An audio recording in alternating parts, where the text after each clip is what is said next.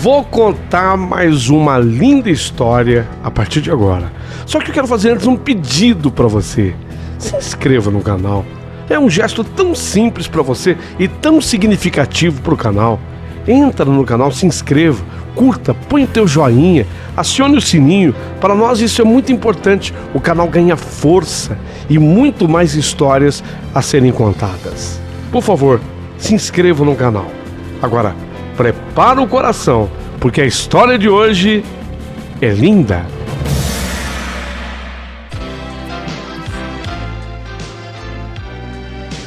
Rádio Emoção. Paulinho Boa Pessoa. A verdade de cada um.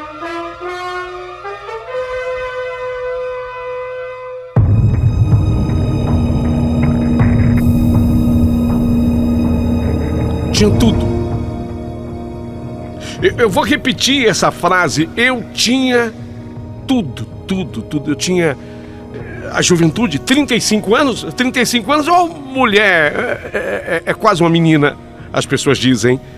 Uma mulher muito nova, jovem, 35 anos. A minha vida estabelecida. O marido, eu sou Juliana. Meu marido, Tiago, 38. Eu, Ju, 35. Meu marido, Tiago. Lindo, maravilhoso, carinhoso, atencioso. O marido que eu havia pedido a Deus. Uma menina, uma princesa. Eu tinha uma filhinha, Helena, o nome dela. Helena, uma princesa de 4 aninhos, a coisa mais linda do mundo. Então, até aquele 15 de março de 2020, eu tinha tudo. Com essa idade, eu tinha tudo. Mas aquele 15 de março de 2020, um domingo, caiu num domingo, seria o dia da grande mudança. O dia fatal.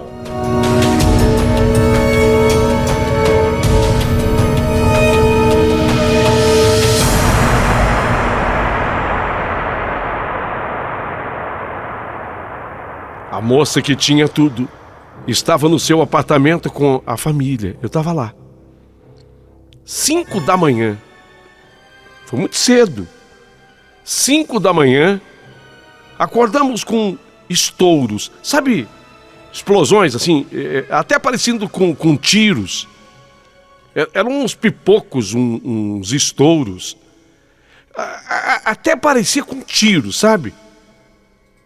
De repente, esse barulho de estouro, que parecia tiro, misturou com um barulho de alarme de carro disparando. Sim, escuro lá fora. Escuro, 5 horas da manhã. Escuro lá fora. Mas assustou a mim, assustou ao Tiago, meu marido.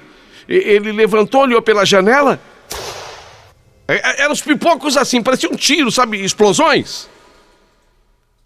Exatamente assim. De repente ele... O que é isso? Olhou para mim. O que é isso? Nós morávamos no último andar daquele prédio em Barbacena. Barbacena, Minas. Barbacena, cidade mineira, cidade de Minas Gerais. O que é o último prédio lá em Barbacena? 4º andar. Não era alto prédio. Morávamos no 4º andar do prédio, mas era o último andar. Aqueles pipocos... Aquele barulho no domingo, ele abriu a janela correndo, mas não conseguiu enxergar assim, nada diferente na rua. Ele olhou para a rua. Só poderia ser da rua que viesse aquele barulho, não era? E quando nós acendemos a luz, nós notamos que dentro já do nosso quarto havia uma fumaça branca. Um cheiro de fio queimado que vinha da sala. Não se sabe de onde. Fumaça branca inicialmente. Será que houve um curto-circuito aqui em casa? Ele, o meu marido, Tiago, ele foi pegar o chinelo no quarto para resolver o problema. Deixa eu ver o que está acontecendo. Quando nós fomos para a sala, porque eu acabei indo junto com ele, a fumaça já não estava mais branca, ela havia aumentado bastante, e ela estava um pouquinho mais pro cinza, a fumaça. Começamos a tossir. Então a gente entendeu que era hora de sair do apartamento. O que está acontecendo? Nós não tínhamos entendido ainda o que estava acontecendo. Então ele comecei a tossir, ele também. Ele pegou a nossa filha, a Helena, no colo. A nossa filhinha de 4 aninhos, ela estava dormindo. Começamos a tossir, ele pegou a Helena no colo e eu abri a porta. Quando eu abri a porta para descermos, então aí me deparei com um calor e uma fumaça preta. Uma fumaça preta, densa.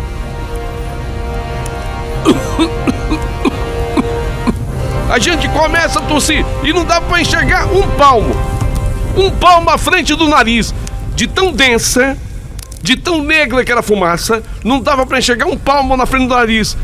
Parecia que nós estávamos dentro de uma chaminé. Então, o que ele fez, o Tiago? Ele voltou para dentro do apartamento. No que eu abri a porta, estava essa fumaça densa. Dentro do apartamento tinha menos. Então ele voltou para dentro do apartamento. Foi quando eu coloquei o primeiro pé no degrau da escada. Só que eu não sei o que aconteceu. O degrau estava liso. O degrau da escada liso. Aí eu comecei a cair. Eu caí do lado de fora. Caí o primeiro degrau, o segundo degrau, o terceiro. A escada escorregadia, lisa. Eu não enxergava mais o meu marido e nem a minha filha. Eu não enxergava mais nenhum deles. Foi quando, no meu desespero, eu escutei também que os dois estavam caindo. Aí comecei, porque eu ouvi os gritos dele, da Helena. Mas a Helena tava bem, porque eu escutava o gritinho dela, mas eu não os via. Era quase impossível respirar ali. Hoje, eu falo que por Deus eu saí daquele prédio. Por Deus. Quando eu ganhei a rua, e eu olhei para o prédio, olhei para o edifício, eu vi que o prédio estava todo em chamas. Mas era um incêndio de proporção imensa, enorme. Pensei comigo, meu Deus, e o Tiago, meu marido? E a Helena, minha filha? Eles não estão comigo. Onde eles estão? Será que eles conseguiram sair? Será que eles conseguiram? Quando eu olho, o Tiago. Oi, Juliana. Oi, Tiago. Cadê a Helena? Não tá com você? Não. Ah, meu Deus, então ela ficou. Peraí, eu vou atrás da minha filha, disse o Tiago. Peraí, eu vou atrás da minha filha. E ele volta correndo para dentro do prédio. Ele não tinha trazido consigo a Helena. Naquela escuridão da fumaça, naquela confusão, na queda da escada, ele não entendia se eu tinha trazido. Se eu não tinha trazido, ele estava desesperado. Ele voltou para dentro do prédio. Aliás, não voltou uma vez. Ele até chegou o corpo de bombeiros.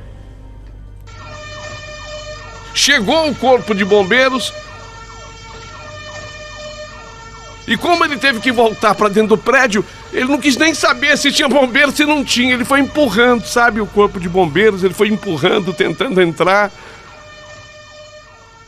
Mas depois de uma 4ª ou 5ª vez que ele fez essa tentativa, era impossível entrar. Impossível.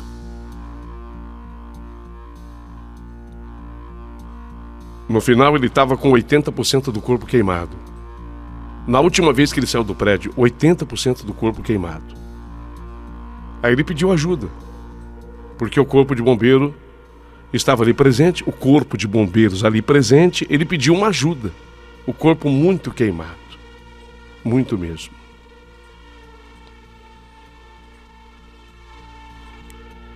O saldo, para mim, não poderia ter sido pior. Helena,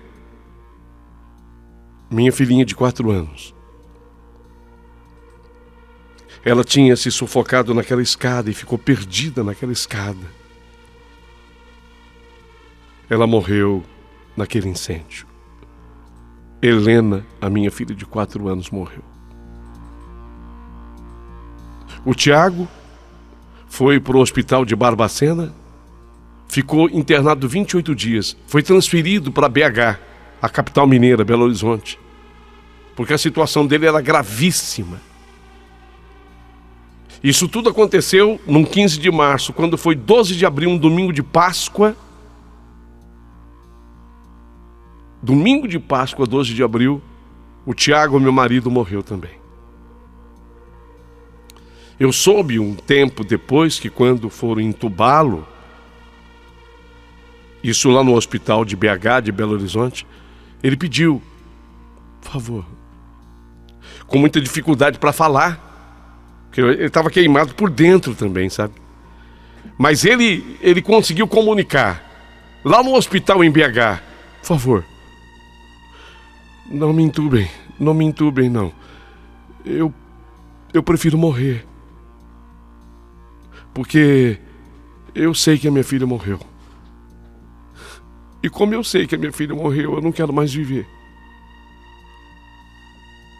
Apesar dele ter feito esse pedido para a equipe médica, ainda assim, a equipe fez o procedimento, o entubou.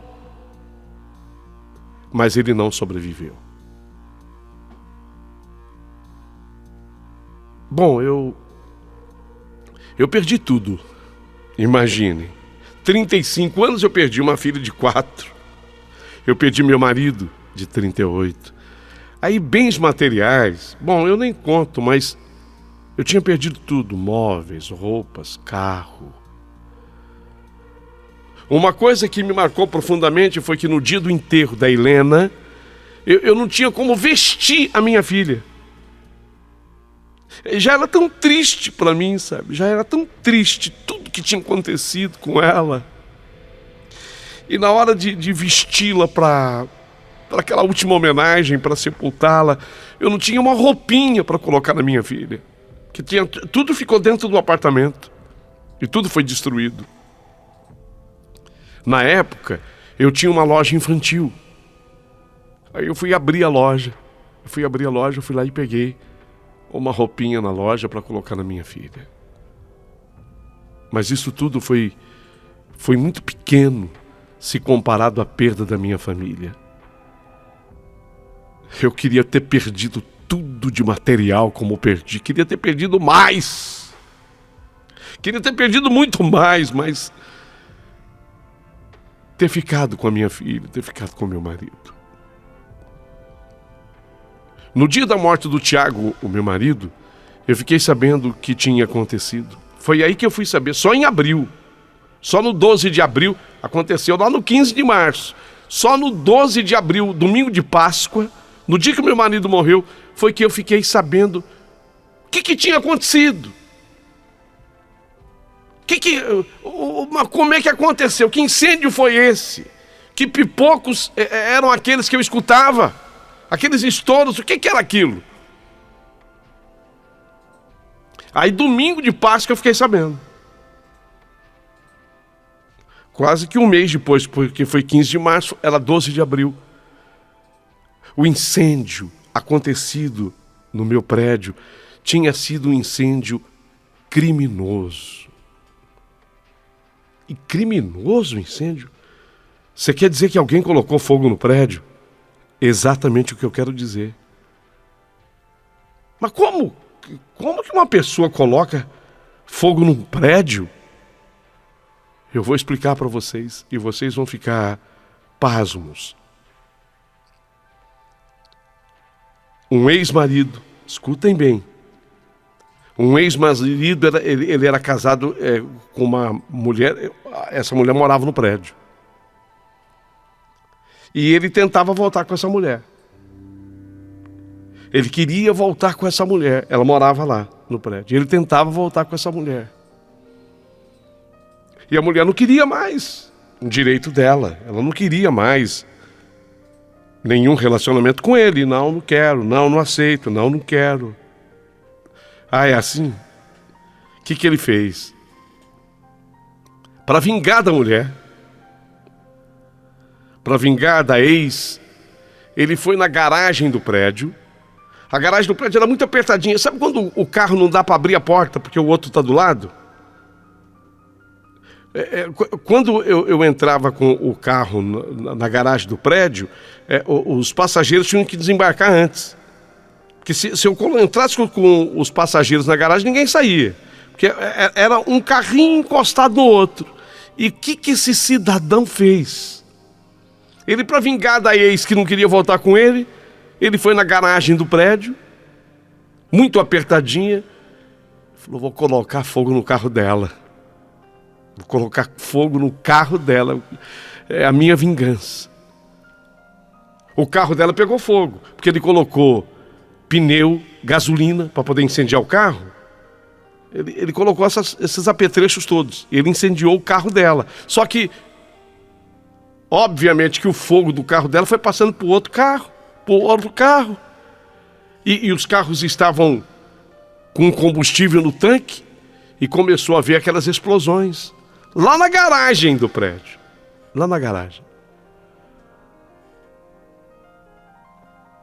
E a tragédia se deu naquele domingo. Outros moradores também precisaram ser hospitalizados. Mas, graças a Deus, todos sobreviveram. A tragédia foi com a minha família. De acordo com a própria polícia de Minas Gerais, além da morte do Tiago e da Helena, o incêndio causou asfixia por fumaça em vários moradores, incluindo pessoas idosas. Muito mais gente poderia ter morrido. Muito mais crianças afetadas. 7 carros foram totalmente destruídos. O corpo de bombeiros retiraram do local 11 vítimas. Todas assim, sabe? Já entre a vida e a morte, porque as pessoas vão desmaiando com aquela fumaça. Foi uma tragédia. Aí eu pergunto para você, nesse momento da minha história: viver na dor ou tentar sobreviver? Uma pergunta para você refletir. Você tem 35 anos, você tinha tudo na vida. O marido de 38, lindo, amável, carinhoso. Você tem uma filha maravilhosa, uma princesinha de 4 anos, a Helena. Aí você perde tudo, você perde o teu apartamento, você perde a tua família. Tem gente que fala assim: eu não iria resistir. Eu não iria resistir. Mas como diz aquela música, I will survive. Eu sobrevivi.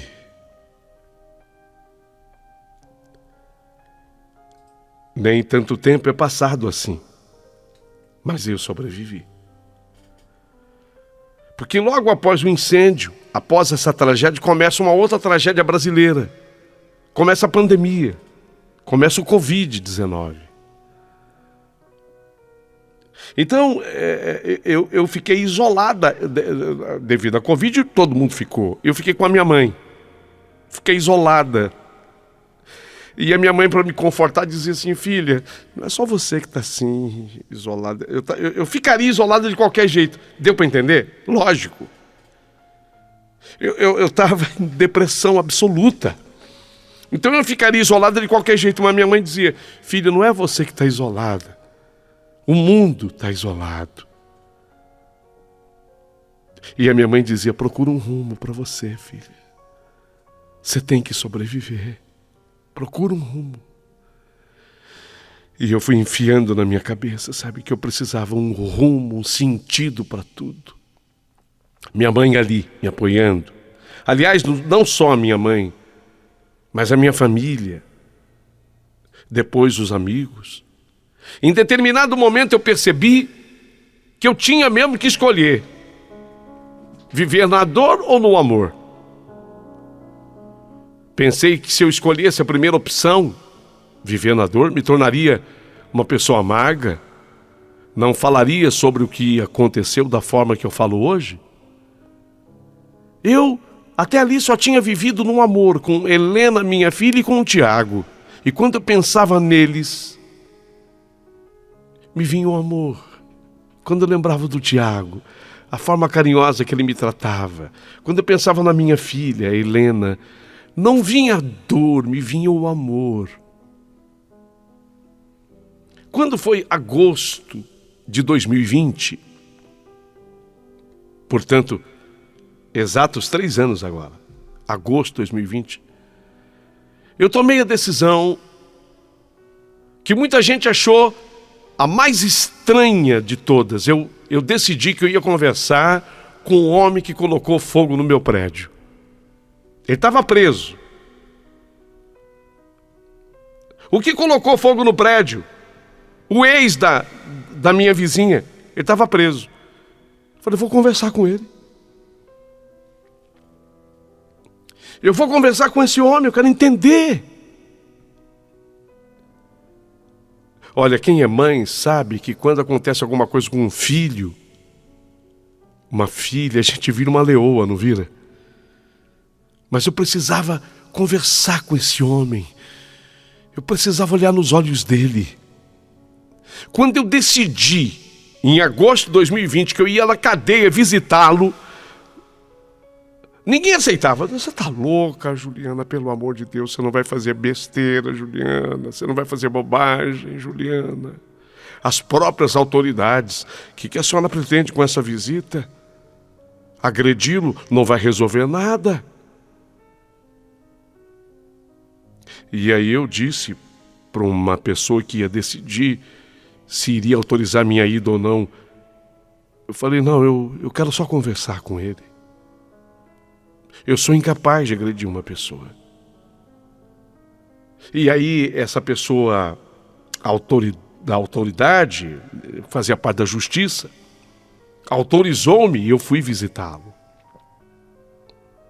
Não, eu não avisei ninguém próximo que eu faria isso, porque eu sabia que ninguém deixaria, nem da minha família. Olha, ninguém ia me deixar. As pessoas, elas imaginavam que eu queria esganar esse homem. No dia, a pessoa da autoridade, da justiça, falou, olha, vamos fazer o seguinte, eu vou deixar a senhora conversar com ele meia hora. Eu falei, é pouco, meia hora, por favor. 45 minutos. Pelo menos 1 hora. Por favor. Mas o que tanto a senhora quer conversar com ele? Por favor, pelo menos 1 hora. Eu não vou fazer nada, eu prometo para o senhor. Eu só quero conversar com ele. Bom, tudo bem. Então vá. Eu entrei numa visita para ele, na cadeia, e até passou um pouquinho de 1 hora. Ele chorava muito.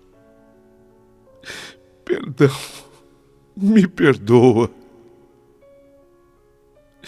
Me perdoa, eu só queria colocar fogo no carro da minha mulher. Eu queria me vingar dela. Eu nunca imaginei que fosse acontecer o que aconteceu. Eu imploro seu perdão. Me perdoa, moça. Eu não tinha intenção. Eu imagino a dor que você está sentindo, moça. Me perdoa. Por favor, me perdoa. Escutando aquele homem, ouvindo aquele homem, eu pude entender que ele era um homem que realmente estava doente, muito doente. Ele Ele já tinha pedido ajuda várias vezes. Ele estava enfrentando um processo de depressão no pós-separação. Além de alguns problemas sociais, sabe? Ele estava desempregado, com dívida. Aquela somatória bombástica na cabeça de um cidadão. Mas, obviamente, nada que justificasse o que ele fez. Mas eu tive a oportunidade de olhá-lo com outros olhos. Me perdoa. Eu nunca pensei que o fogo fosse se espalhar pelo prédio. E se chegasse a pegar? Você estava no último andar, né? Eu nunca imaginei. Por favor. Eu posso ficar preso aqui eternamente. Mas eu preciso do teu perdão.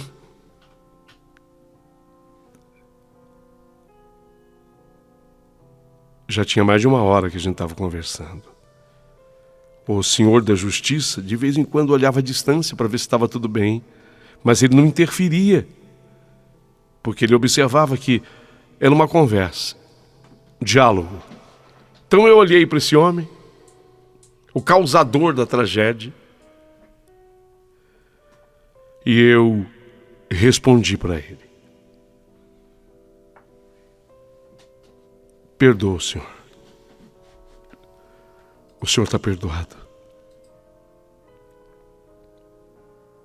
Você jura? Pode confiar. Eu perdoo, senhor, do fundo do meu coração. Vi que ele era uma pessoa, sabe... Tem gente que me condena até hoje pelo meu gesto, mas eu vi que ele era uma pessoa doente, que ele não tinha tido a oportunidade de ter uma família igual à família que eu tive. A família dele era desajustada. Aquele homem nasceu numa família problemática. Aí depois ele formou uma família problemática. Ele não teve a chance que eu tive de ter pessoas maravilhosas do meu lado. No final da nossa conversa, eu tinha levado dentro da bolsa, eu tinha mostrado já para o senhor da justiça. Eu abri assim a bolsa. Tinha gente que pensava que eu pudesse levar uma arma. Teve gente que disse para mim: eu teria levado um revólver comigo. Mas eu tirei de dentro da bolsa uma Bíblia. Eu tinha levado uma Bíblia. E aliás, todas as passagens que eu queria que ele prestasse atenção, eu grifei na Bíblia. Sabe aquele amarelinho que você chama a atenção para leitura? Aí eu grifei com aquele amarelinho. Foi aí que esse senhor, ele pediu para ler uma oração para mim. E foi justamente a oração que eu fazia com o Tiago todas as noites.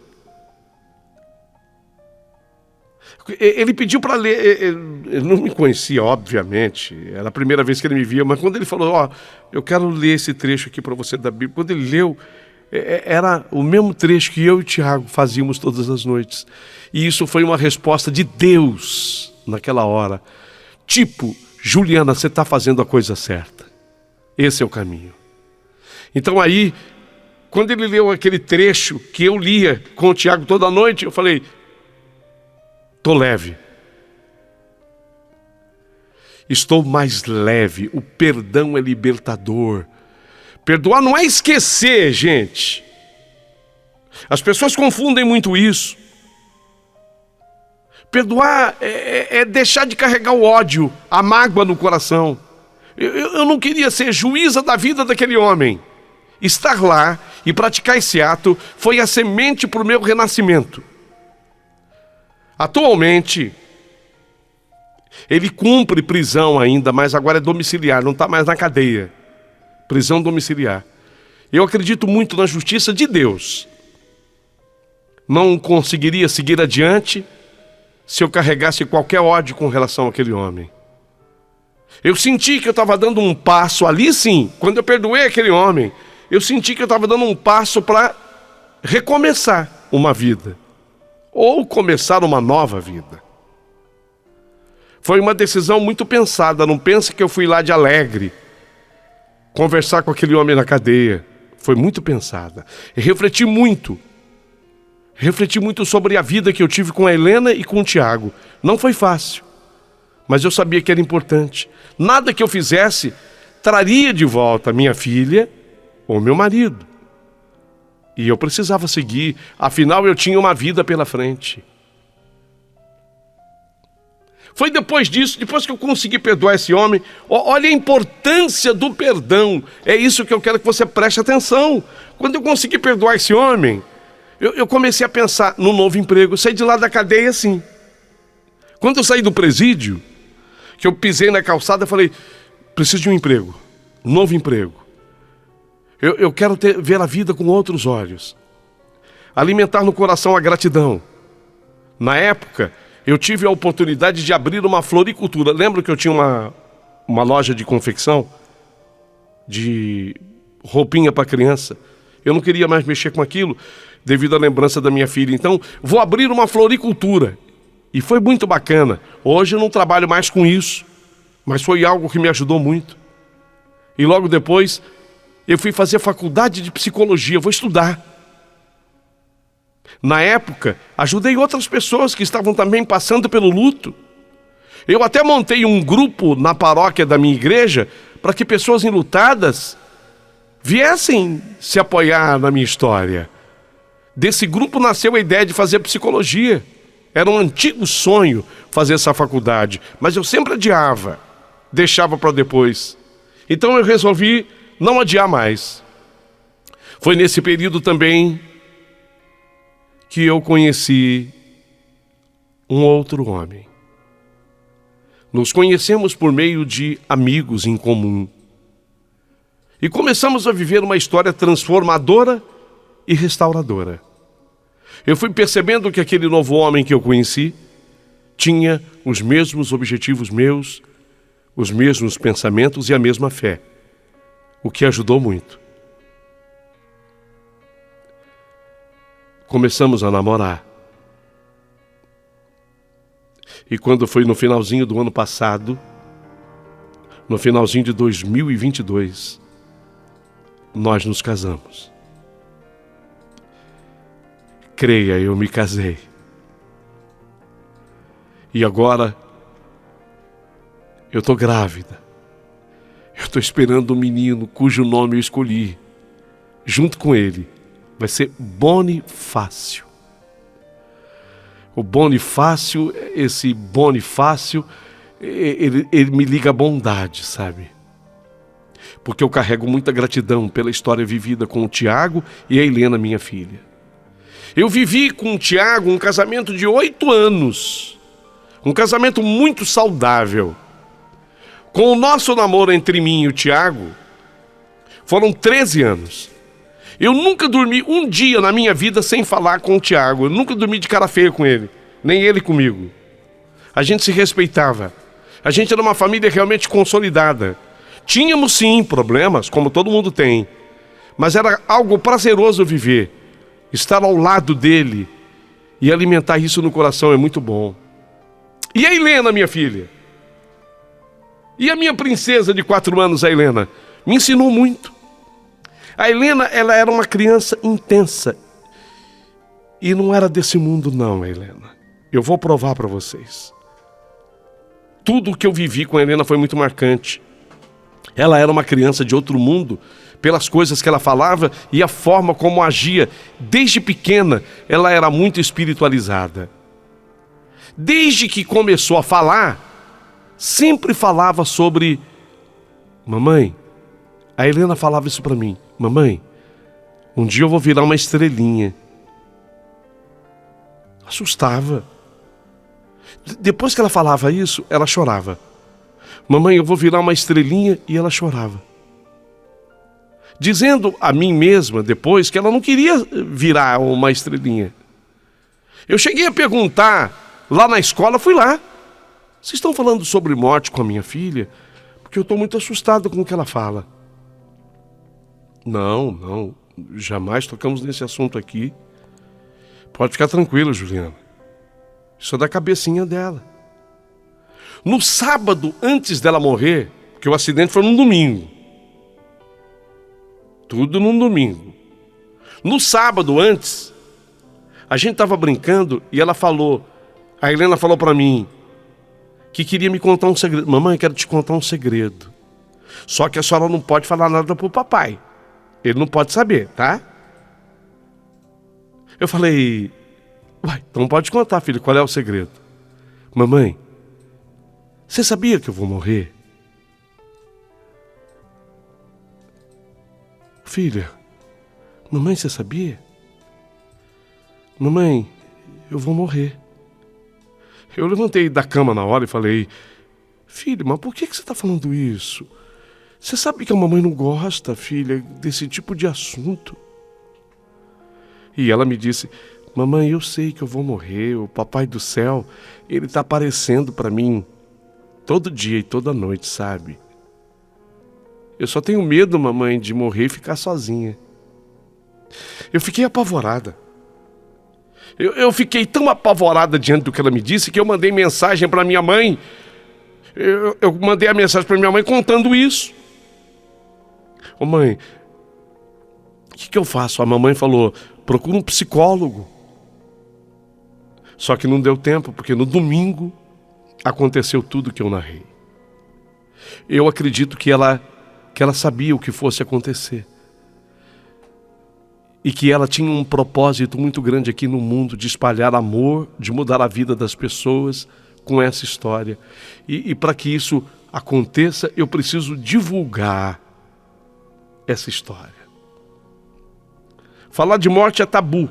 Ninguém quer falar, mas todo mundo já passou por um processo de luto. Eu acho que a fé vem para dar uma força para esse momento. E a psicologia vem para me transformar e ajudar muitas pessoas. Eu já recebi muitos relatos de pessoas que, ao saber do meu depoimento, valorizam mais a vida e a família. Eu acho que virou a minha missão. Agora, por meio da psicologia, eu quero continuar ajudando as pessoas, especialmente na área hospitalar, onde existe gente vivendo perdas diariamente. Eu quero trabalhar dentro de um hospital. Ninguém está preparado para passar pela morte, mas nós conseguimos sobreviver. O que eu quero dizer no final dessa história, I will survive. Eu sobrevivi. Eu sei que muita gente vai dizer, nossa, Juliana, que história triste. Mas eu sobrevivi. E sei que tem gente que também vai dizer, puxa, mas não é pouco tempo para ela se recuperar? E eu digo, graças a Deus. Graças a Deus. E tudo acontece na minha vida quando eu resolvi perdoar o causador disso tudo. A partir de agora, você vai mandar o seu comentário para cá. História contada por essa moça, cujo o nome é Juliana Gava. Hoje, ela já conta hoje com 39 anos. Hoje ela está com 39 anos. Hoje. Mas na época que tudo aconteceu, ela tinha 35. Eu quero que você comente a história dela. Quero que você mande o seu comentário. Muita gente, inclusive, já se manifestando. Você, abaixo do vídeo, você pode escrever o teu comentário. E pelo rádio, você pode mandar um áudio. O pessoal tem gostado demais de ouvir as opiniões das pessoas. A primeira opinião já vai ser mostrada agora.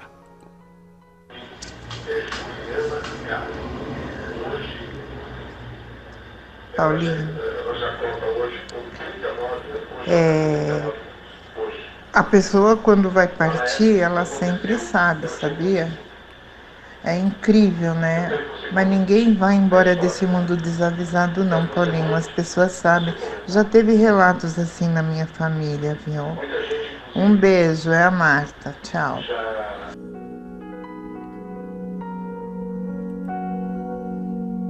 Você pode opinar. Bom dia, Paulinho, boa pessoa. Bom dia a todos do rádio e a todos os ouvintes. Eu sou a Ludinha Tozeto Alexandre da Brasilândia, amiga do Nil Bernardes. Paulinho, que história comovente, que história triste e no mesmo tempo emocionante, porque essa mulher tem Deus no coração.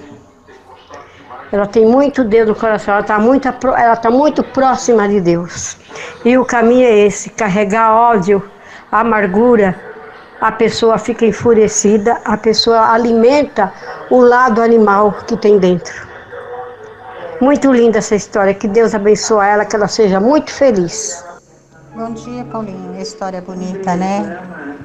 Graças a Deus que Deus tocou no coração dela para ela perdoar. Se mostra que ela é uma pessoa boa, mas não é fácil o que ela passou, né? É uma história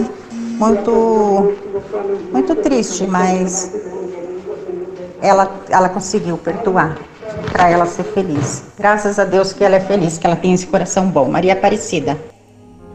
Nossa, Paulinho, que triste essa história, né? Meu Deus do céu, dá vontade até de chorar. A gente fica muito emocionado, né?